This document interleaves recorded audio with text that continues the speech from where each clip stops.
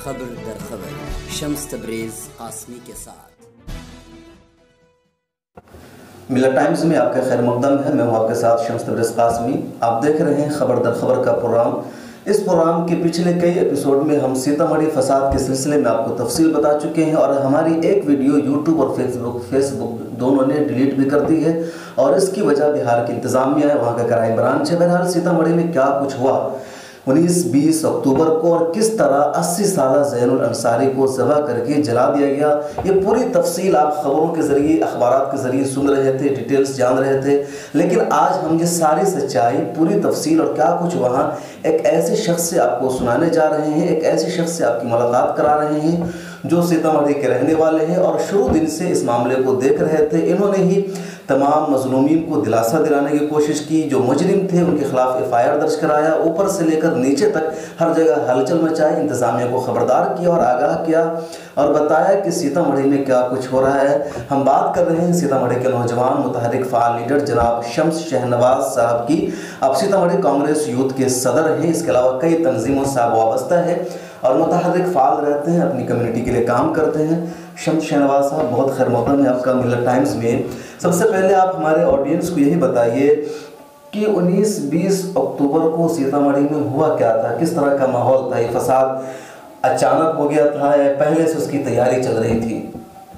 देखिए, सबसे दिलचस्प बात यह है कि 19 तारीख को दुर्गा पूजा की जो भी मूर्तियां बनी थी उसका विसर्जन था और तमाम जो कमेटियां हैं पुलिस प्रशासन की मौजूदगी में, उनकी देख रेख में तमाम मूर्तियों का विसर्जन हो रहा था और जो लगभग एकदम शांतिपूर्ण था।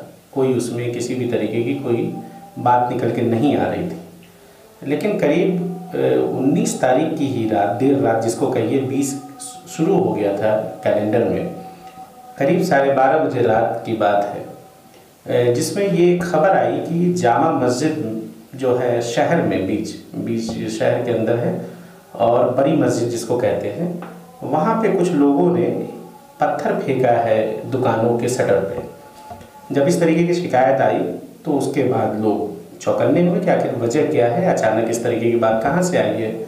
फिर उसके बाद ये पता चला कि मुलिया चक के अंदर कोई तनाव पैदा हुआ है और वहाँ पे प्रशासन भी पहुँच जाती है मौके पे।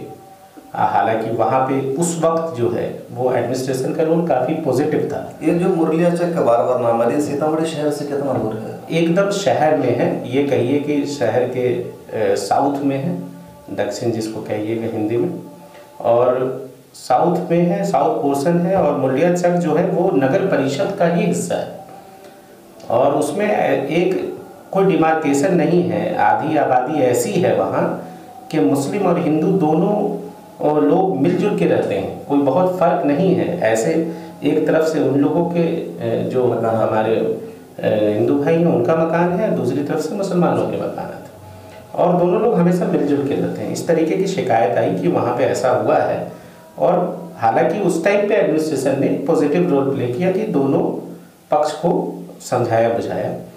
लेकिन एक चूक मुझे लगता है कि वहाँ पे हुई इंतज़ामिया से। वो मुझे इसलिए लग रहा है कि जब उस वक्त कोई इस तरीके की बात आई थी जिसमें इस तरीके का एक अफवाह रिमर उड़ाया गया कि मूर्ति को नुकसान पहुंचाया गया है, तो ये बहुत ही सेंसिटिव मामला था और एडमिनिस्ट्रेशन को इस पे उस वक्त सख्ती बरतनी चाहिए थी। और मुझे लगता है कि उस वक्त कुछ लैप्सेस ऐसे हो गए, चाहे डिप्यूटेशन करते वहाँ पे फोर्सेस की या उसको एक अलर्ट की तौर पे लेके बाकी जगह की फोर्सेस को अलर्ट करते या दोनों पक्षों को ये एकदम तैयार कर लेते उसी वक्त मीटिंग्स करके।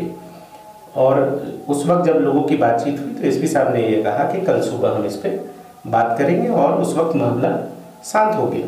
प्रशासन को ऐसा लगा होगा उस वक्त कि सारा मामला ख़त्म हो गया है। लेकिन सुबह से 20 तारीख की जो सुबह है, मतलब सुबह 8 साढ़े 8 बजे के बाद से ही एक माहौल कुछ इलाकों में जो एकदम सटा हुआ है मुलिया चक से, जो मधुबन कहलाता है, वहाँ पे कुछ रूमर उड़ा कि किसी का मर्डर कर दिया गया है और मुसलमानों ने किसी का कत्ल कर दिया है। ये लगा कि मुसलमानों ने किसी का कत्ल किया है, उसको लेके एक अफवाह उड़ा। हालांकि उस टाइम भी प्रशासन वहाँ पे पहुँची है, नोक झोंक भी हुआ है वहाँ पे, लेकिन वहाँ पे भी प्रशासन का रोल बेहतर था।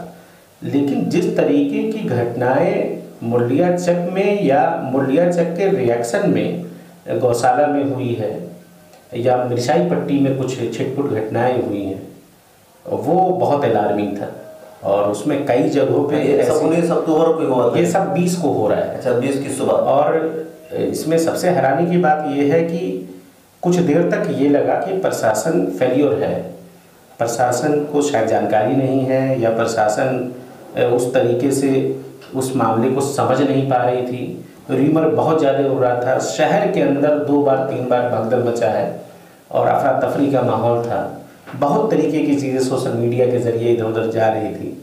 और ख़ुद वहाँ के जो मुरलिया चक गौशाला चौक पे जो मजिस्ट्रेट थे, उन्होंने जो FIR दर्ज किया है, जो उसमें जो मजमून है, उसको देख के ये साबित होता है कि किस तरीके का माहौल था और प्रशासन नहीं मालूम किस चीज़ का ये अफवाह जो इतना सोशल मीडिया पर इस तरह कौन लोग उड़ा रहे थे? देखिए, जाहिर तौर पे ये वो लोग थे जो अमन पसंद नहीं थे, जो चाहते थे कि सीतामढ़ी का माहौल खराब हो जाए और उसका इसको जो इतना अफवाह उड़ी है, इस तरह से हंगामा मचाएगा, उसके बाद फिर क्या हुआ? इतने मतलब इत्तलात है, मिर्चाई पट्टी में नुकसान हुआ, मुरलिया चक में गौशाला में मकानात जलाए गए, तो ये कब हुआ? 20 अक्टूबर को। ये सारे मामला जो हैं सुबह 10 बजे के बाद से, जब काली पूजा समिति के लोग जब दाखिल होते हैं मुरलिया चक की तरफ, जहाँ का उसको लाइसेंस नहीं था, पुलिस के रोकने के बावजूद भी वो लोग जब बढ़ते हैं, चूँकि उनकी तादाद बहुत ज़्यादा थी, पुलिस की तादाद वहाँ पे कम थी उस वक्त, और इस वजह से भी उन लोगों ने काफ़ी हंगामा वहाँ पे किया। और इसमें ज़्यादातर वो लोग थे जो लगता था कि वो पहले से तैयारी करके आए हैं, इसलिए कि FIR रिपोर्ट ये करती है कि वो पूरी तरीके से हथियारों से लैस थे। उनके किसी के हाथ में तलवार था, किसी के हाथ में फरसा था, किसी के हाथ में लाठी थी।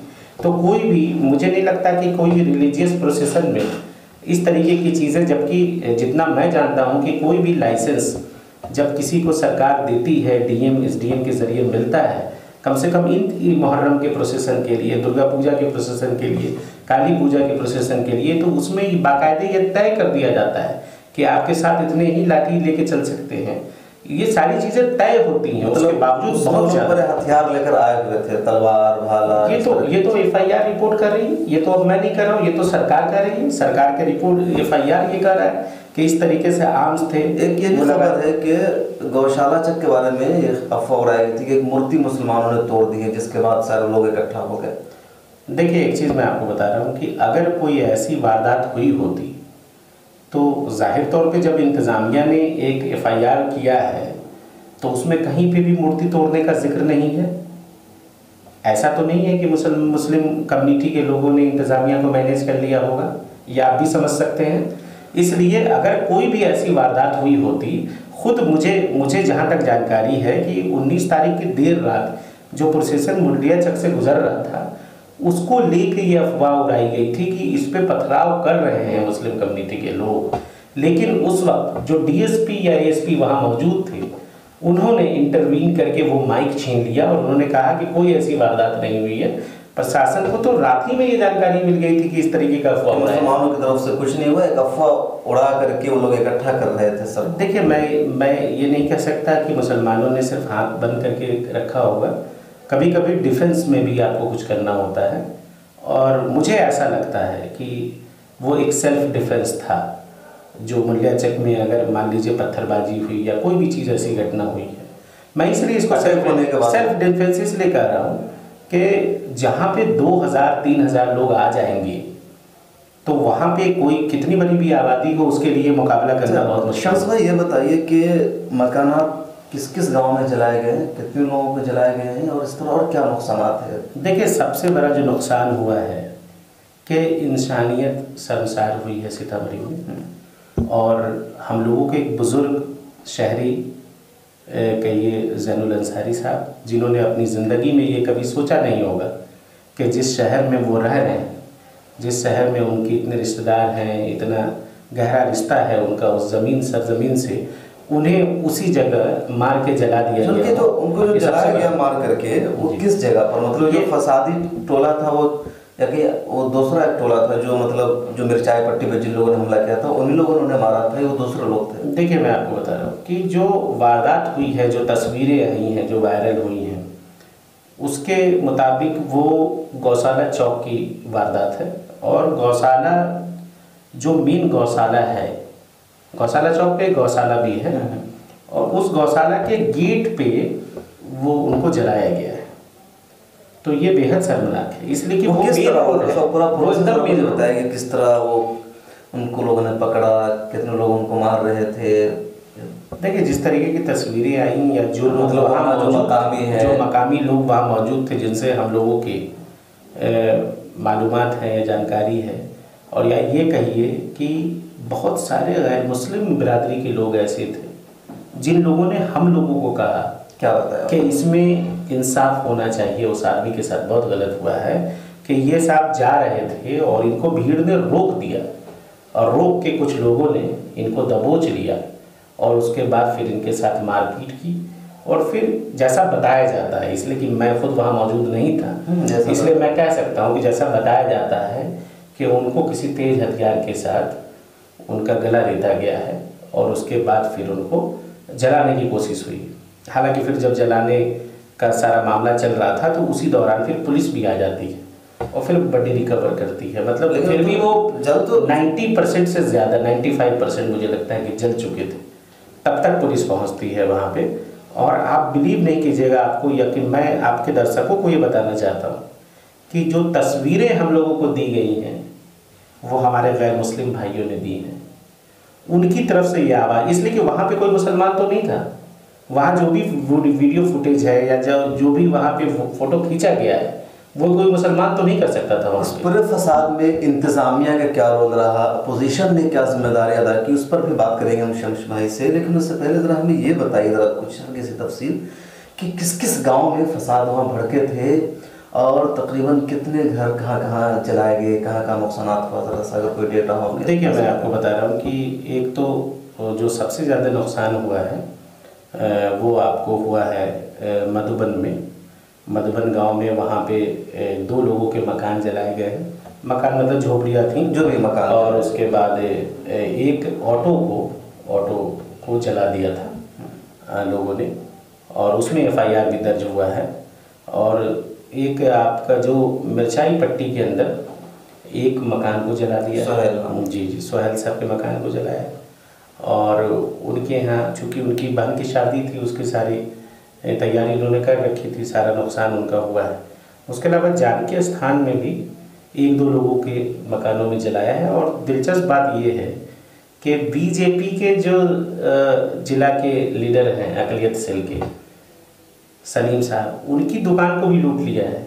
अच्छा, वो सलीम साहब जो कि BJP के नेता हैं, और वो खुद उन्होंने शांति समिति की जो मीटिंग हुई है उसके बाद उन्होंने DM के सामने ये कहा है कि मैं वाहिद ऐसा मुस्लिम लीडर हूँ बिहार पूरे सीतामढ़ी के अंदर जो कि श्री राम का झंडा भी लगाता है, तिलक भी लगाता है, और पूजा में भी इनके साथ रहते हैं, और हर कमेटी में हम साथ रहते हैं, फिर भी दंगाइयों ने उनको नहीं बख्शा है।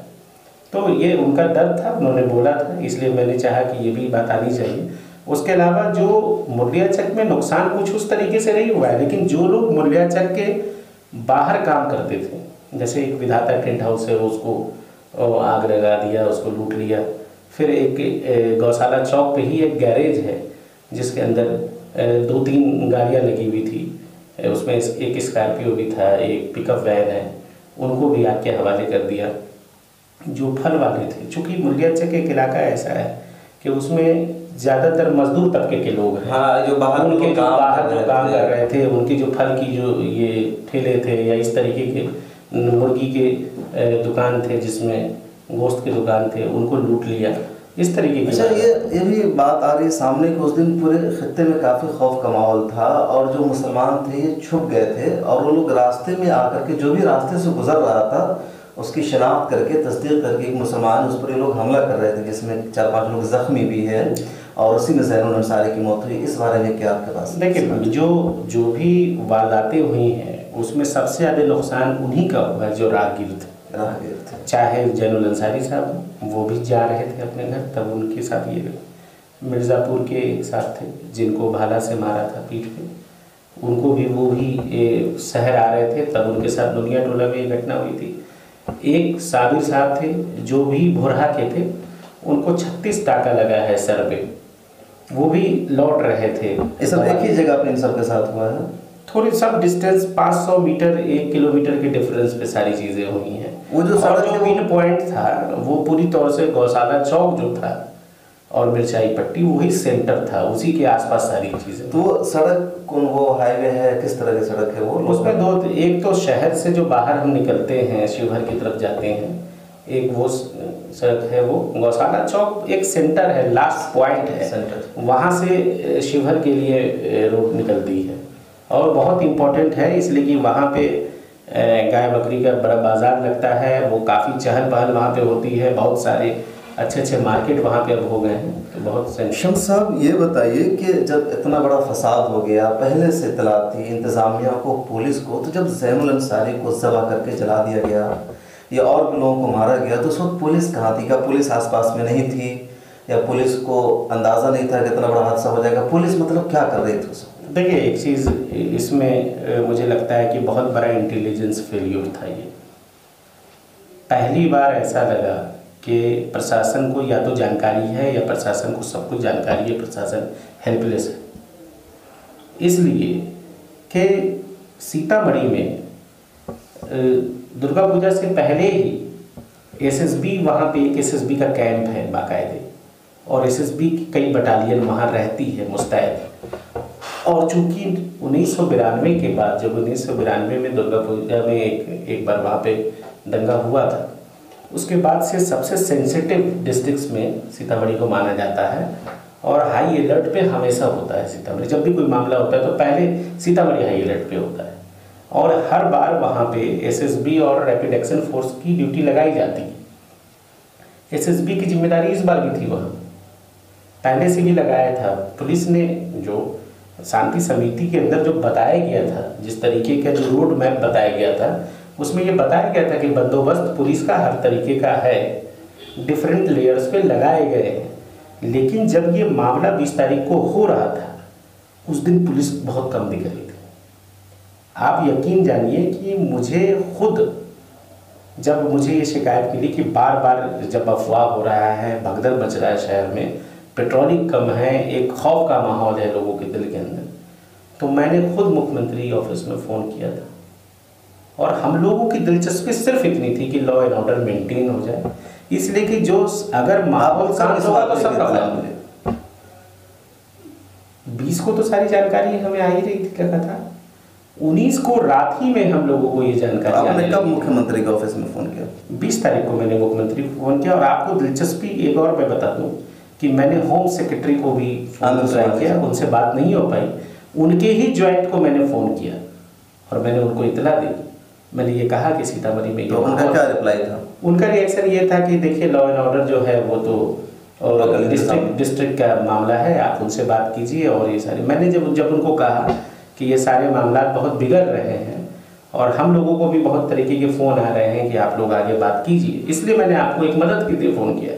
तो उन्होंने कहा ठीक है मैं देखता हूँ, लेकिन ये सीधे तौर पे डीएम और एसपी का मामला है, लॉ एंड ऑर्डर सीधे उनके हाथ में। शम्स भाई ये बताइए कि इस मामले को जो ज़ैनुल अंसारी की लिंचिंग है, एक बहुत बड़ा हादसा है। जिस तरह हम देखते हैं कि पहलू खान या अखलाक का, वो उसी तरह है कि एक शख्स को जिंदा ज़बह कर दिया गया, जला दिया गया और फिर उसकी लाश को मतलब उसके घर तक लाने नहीं दिया गया, नमाज जनाजा तक मतलब अपने घर में तदफीन की इजाज़त नहीं दी गई। इतने बड़े हादसा को छुपाने की कोशिश क्यों की गई? और अब तक बिहार सरकार ने मेरे इल्म के मुताबिक इस पर मजम्मत नहीं की है। हुकूमत के किसी आदमी ने अब तक इस वाक़े पर अफसोस का इजहार नहीं किया कि गलत हुआ।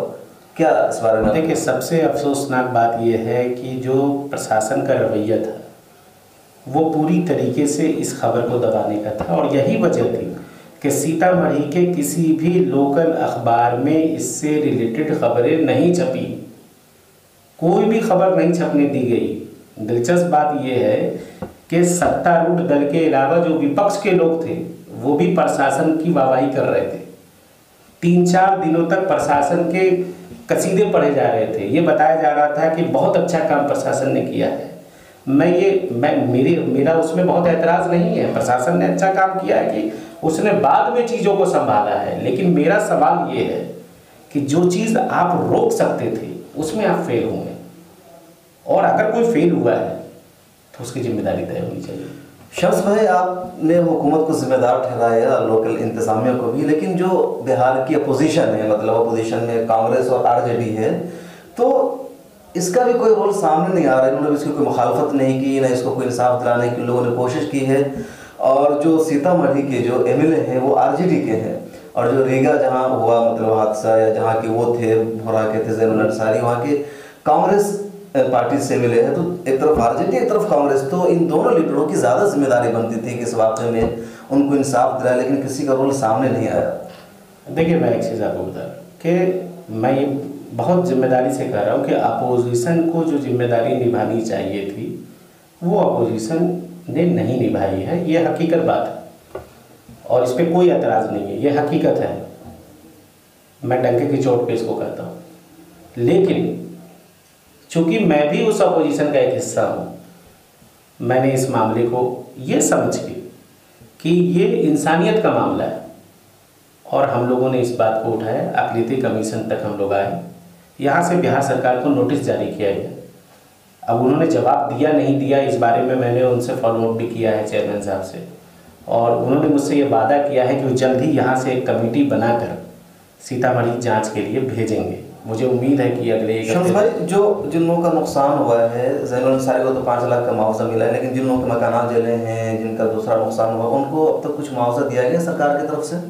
देखिए, ज़ैनुल अंसारी साहब को भी मुआवजा बहुत प्रेशर के बाद मिला है, दिया गया, जब मामला उछल गया है। पहले तो ये मना ही कर रहे थे कि कोई ऐसी बात नहीं हुई है, लेकिन अब मुआवजा मिला नहीं है। लेकिन इमारत की टीम आई थी, इमारत शरिया की, और उसमें हम लोग भी गए थे। हम लोगों ने एक बाकायदे एक पूरा डिटेल्ड रिपोर्ट, जिसमें जो नुकसानात हुए हैं और कितने के नुकसानात हुए हैं, वो हम लोगों ने अपने ज़रिए इमारत को भी दिया है। और उन लोगों ने ये वादा भी किया था कि इमारत की तरफ से भी एक होम सेक्रेटरी को एक बाकायदे, तो मतलब उसकी बुनियाद पर कोई वो, हाँ, कि वो अपनी रिपोर्ट के जरिए कुछ ये मांग करेंगे, और उम्मीद है कि जिनके नुकसानात हुए हैं सरकार उसके बारे में ज़रूर बेहतर फैसला। ज़ैनुल अंसारी की जो लिंचिंग थी एक बहुत बड़ी घटना थी, बहुत संगीन हादसा था, फिर उसको छुपाने की कोशिश क्यों की गई, और सीतामढ़ी के सदर अस्पताल के बजाय इसको मुजफ्फरपुर क्यों ले जाया गया? देखिए, ये एक मॉब लिंचिंग का जो ट्रेंड आजकल देश में है वो बेहद ख़तरनाक है। और पहलू खान का जो मामला था, लगभग इसी तरीके का ये मामला है कि एक आदमी जा रहा है, उसको भीड़ मार दे रही है, उसको भीड़ जलाने की कोशिश कर रही है, और जब जला दिया है 90% से ज़्यादा जल चुके थे हुकूमत की ज़बान। और कोशिश मैं इसलिए बोल रहा हूँ कि ये पब्लिक कर रही है और उसको कोई रोक नहीं रहा है। इस सेंस मेरा ये है इसमें। और सबसे जो दिलचस्प है, जो इम्पोर्टेंट चीज़ है इसमें, जिस पे एकदम सब बहुत सख्त नज़र होनी चाहिए, कि अगर प्रशासन के दिल में अगर उसकी मंशा सही थी तो सीतामढ़ी में क्यों नहीं पोस्टमार्टम किया गया। ठीक है, सीतामढ़ी में आप ये कह सकते हैं कि हमारे पास डॉक्टर्स नहीं है उस लेवल के, या बहुत सारी चीज़ें रिपोर्ट्स में दिक्कत हो सकती थी। आपने एंट्री भी नहीं किया, उसको सीधे SKMCH भेजा गया। फैमिली के मेंबर्स को ये कहा गया कि आप वहाँ उसको करना होगा तदफीन। मैं ये समझ सकता हूँ कि उसके लिए लॉ एंड ऑर्डर एक वजह हो सकती है, लेकिन किसी भी फैमिली के लिए, किसी के भी परिवार के लिए ये बहुत दुखद है, बहुत तकलीफदेह है कि वो आखिरी वक्त में अपने परिवार के किसी आदमी को वो उसकी तदफीन में भी शामिल ना हो सके। तो ये बहुत क्या वहाँ की जो लोकल इंतज़ामिया है उसने ये तलाशने की कोशिश की कि इसका वारिस कौन है, इसका किसका रिश्तेदार है? देखिए, मुझे जहाँ तक जानकारी है कोई भी इस तरीके की कार्रवाई प्रशासन की तरफ से नहीं हुई थी। ये लोग खुद, जब एक तो सोशल मीडिया पे वायरल हो गया फ़ोटो, और जब सोशल मीडिया पे वायरल हुआ तो उनके फैमिली के लोग जो है उन्होंने प्रशासन को इतला किया, और फ़ोटो लेके जब गए तब SP ने और DM ने इस बात को एडमिट किया कि हाँ, एक बॉडी ऐसी मिली है जिसको मुजफ्फरपुर में रखा गया है पोस्टमार्टम। हालांकि जैसा उनका कहना है फैमिली के लोगों के कि इनके जाने से पहले वहाँ पोस्टमार्टम हो चुका था। तो क्या वहाँ के एसपी ने तस्लीम किया कि जो जलाने की तस्वीर वायरल हो रही वो ज़ैनुल अंसारी की है, क्योंकि जो हुकूमत के लोग हैं वो उसकी तरदीद कर रहे हैं? देखिए, इसके लिए एसपी ने तो ऑन रिकॉर्ड कह दिया है, मीडिया को भी बाइट उन्होंने दिया है। उसके अलावा माइनॉरिटी कमीशन की भी जो चेयरमैन ने बात किया था डीएम साहब से, वो डीएम साहब ने भी एडमिट किया था कि हाँ ऐसे ऐसी घटना हुई है। और चूंकि फ़ोटो जो ज़ैनुल अंसारी की जो लाश है उसको जलाने की फ़ोटो है और वो अपने आप में एक सबूत है। हालांकि प्रशासन अब इसको दूसरे तरीके से डीएनए टेस्ट कराने की बात कर रही है, घुमा रही है, मुझे लगता है ऐसा। और ये एक तरीके से मुझे नहीं लगता कि इसमें कोई फ़र्क आने वाला है, लेकिन इतना ज़रूर है कि डीएम ने ऑन रिकॉर्ड इस बात को तस्लीम किया है चेयरमैन माइनॉरिटी कमीशन के से बातचीत के दौरान कि ये बड़ी उन्हीं की है, उन्हीं की बड़ी है। तो ये वाक़या छुपाने की कोशिश क्यों की गई? कई अखबारात में खबर नहीं आई, और जब हमारे हमीरत टाइम्स में स्टोरी छपी और वीडियो आई तो उसको बिहार क्राइम ब्रांच ने मतलब नोटिस भेज करके कहा कि लॉ एंड ऑर्डर के लिए ख़तरा है, इसको हटा लीजिए। हालांकि उस वीडियो में कोई ऐसी बात नहीं थी जो लॉ एंड ऑर्डर के लिए ख़तरा, एक सच बताया गया था कि किस तरह हुआ, जैसे अखलाक का हुआ, पहलू खान का हुआ, जुनैद का हुआ। देखिए, मुझे तो हैरानी इस बात की है कि क्राइम ब्रांच ने आपको नोटिस जारी किया और सरकार बाद में सतर्क हुई। अगर इंटेलिजेंस पहले से जगा होता, सरकार पहले से जगी हुई होती तो इस वारदात को रोका जा सकता था। जहाँ तक नोटिस का सवाल है, मुझे लगता है कि मीडिया जो है उसकी जो फ्रीडम है उस पर सवाल करने की बजाय बिहार सरकार को और बिहार की पुलिस इंतज़ामिया को अपने गिरेबान में झांकना चाहिए कि आखिर कौन लोग जिम्मेदार थे। ये घटना अगर नहीं होती तो मीडिया में नहीं आती। अगर मीडिया तक ये बात पहुंची है, इसका मतलब ज़मीन पे कुछ हुआ कि नहीं हुआ। और प्रशासन तो पिछले 4 दिन तक लगातार डिनायल मोड में थी। प्रशासन क्या, बिहार सरकार के लोग, यहाँ तक कि बिहार के एक सत्तारूढ़ दल के एमएलसी हैं, उन्होंने अखबारों को यह बयान दिया कि जो फोटो है वो फर्जी है, फेक फोटो चलाया जा रहा है, गलत फोटो चलाया जा रहा है। और मुझे अफसोस है कि अभी तक मुख्यमंत्री की तरफ से कोई भी इस तरीके का बयान या गृह मंत्रालय की तरफ से कोई ऐसा बयान नहीं आया। इसलिए कि जो आदमी, एक सियासी आदमी ये कह रहा है कि जो एसपी की रिपोर्ट है वो गलत है, बेहद अफसोसनाक है। ज़ैनुल अंसारी की 20 अक्टूबर को लिंचिंग हुई थी, ज़बह करके, जला करके मार दिया गया था, मुजफ्फरपुर में तदफीन की गई। मतलब पूरे तौर पर इस हादसा को छुपाने की कोशिश हुई। और सीतामढ़ी सेंसिटिव एरिया है, हर साल वहाँ कुछ ना कुछ इस तरह के हादसा हो जाते हैं। 1959 में, 1992 में हो चुका है और फिर इस मरतबा भयानक अंदाज में हुआ, लेकिन इंतज़ामिया ने अपनी जिम्मेदारी अदा नहीं की। और अब तक हुकूमत ने इस पर कोई सख्त एक्शन नहीं लिया है, ना हुकूमत की किसी आदमी ने इसकी मजम्मत की है। अफसोस की बात है कि जो अपोजिशन है बिहार में, जैसे भी यादव हो या उनकी पार्टी के दूसरे लोग हो या कांग्रेस लीडर हो, उन्होंने भी इस वाक़े की मजम्मत तक नहीं की है। ना हुकूमत ने इस वाक़े को संजीदगी से लिया है, ना अपोजिशन ने लिया है। इसी तरह का वाक़या दिल्ली के पूर्व जवार में पेश आया, पहलू खान का मामला हो, अखलाक का मामला हो, अकबर का मामला, तो काफ़ी हंगामा हुआ, हुकूमत की तरफ से मजम्मत की गई। लेकिन बिहार के सीतामढ़ी में पेश आए इस वाक़े को बिल्कुल छुपा दिया गया, जो भी बेहद अफसोसनाक है। और इस सच को जब हमने मिलत टाइम्स के प्लेटफॉर्म से दुनिया के सामने पेश किया और ये खबर बन पड़ी, तो हमें नोटिस भेज करके, यानी डरा करके कहा गया कि अब इसको हटा लीजिए और आपके खिलाफ एक्शन लिया जा सकता है। और जब हमने उस वीडियो को नहीं हटाया तो फेसबुक और यूट्यूब पर दबाव डाल करके दोनों जगह से हमारे उस वीडियो को हटा दिया गया है। लेकिन हमने पहले आपसे कहा था, बोले दिन में बताया था कि हमारी एक वीडियो हटाई जाएगी तो हम 10 वीडियो इस तरह के बनाएंगे और जो सच है सीतामढ़ी को सामने ला करके रहेंगे। और बिल्कुल सच सामने आ चुका है और मेन स्ट्रीम मीडिया तक में ये खबर चल पड़ी है। बहुत तफसील से द क्विट ने, दवाब ने, सेंट्रल न्यूज़ ने और कई सारी साइट्स ने इस हकीकत को बेनकाब कर दिया है कि 19-20 अक्टूबर को सीतामढ़ी में क्या हुआ था, किस तरह ज़ैनुल अंसारी को बेदर्दी के साथ काटा गया, जलाया गया, मारा गया। और ये हिंदुस्तान के लिए, सीतामढ़ी के लिए शर्मनाक है। अब देखते हैं कि अपोजिशन के इस पर क्या रोल होता है, हुकूमत क्या इक़दाम करती है, मज़लूमीन को कब कहाँ तक इंसाफ दिया जाता है। अब तक कोई ख़ास गिरफ्तारी भी नहीं हो सकी है, जो हमने पहले भी बताया था कि एसपी के मुताबिक सिर्फ 38 लोगों की अब तक गिरफ्तारी हुई है।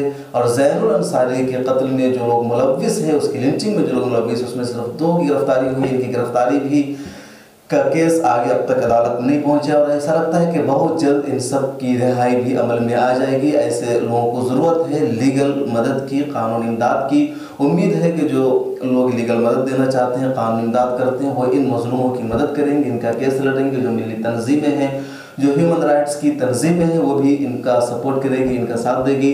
खबर दर खबर का प्रोग्राम देखने के लिए बहुत शुक्रिया। अगर कुछ तफसीलात हमें मजीद मिलती है तो मजीद हम आपको अपडेट करेंगे। शम्स भाई, बहुत शुक्रिया, आपने हमें ज्वाइन किया और तफसीलात से हमारे नाज़रीन को आगाह किया। ये प्रोग्राम देखने के लिए आपका शुक्रिया। मिल्लत टाइम्स की मज़ीद वीडियोस देखने के लिए यहाँ क्लिक करके सब्सक्राइब करें और बेल आइकन को ज़रूर दबाएं ताकि आपको हमारी हर वीडियो का नोटिफिकेशन मिल सके। फेसबुक पर मिल्लत टाइम्स का पेज लाइक करें, ट्विटर और दीगर सोशल अकाउंट को फॉलो करें। मुल्की व आलमी हालात पर ताज़ा तरीन न्यूज़ और तज्ज़िया पढ़ने के लिए कहीं भी कभी भी लॉग ऑन करें www.millattimes.com। उर्दू, इंग्लिश, हिंदी तीनों ज़बानों में मौजूद है ये वेबसाइट।